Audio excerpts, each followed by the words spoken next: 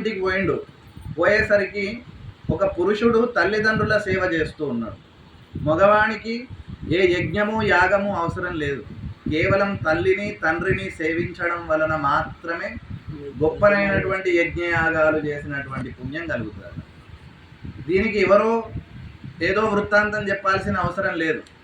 గణపతి తనకు తండ్రి ఒక పరీక్ష పెట్టిండు కుమారస్వామికి గణపతికి.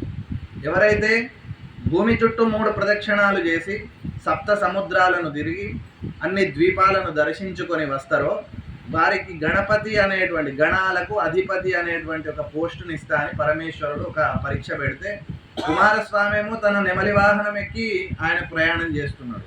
ఈయనకేమో ఎలుకన, ఆయన పెద్ద శరీరం, ఆ ఎలుక మీద ఎక్కితే అది కదలలేదు. ఆ నెమలి అంటేనేమో రయ్య రయ్య ఉరుకుతుంది, గాల్లో ఎగురుతుంది.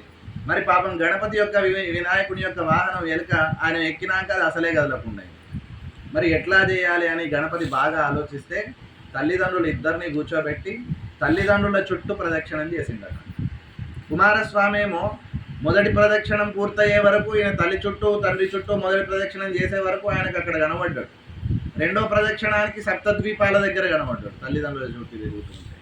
మూడో ప్రదక్షిణానికి ఆ పర్వతాలన్నీ తిరిగినటువంటి కుమారస్వామికి ఆయన ఎక్కడ పోతే అక్కడ కనబడు. కానీ ఆయన చేసింది మాత్రం కేవలం తల్లిదండ్రులకే.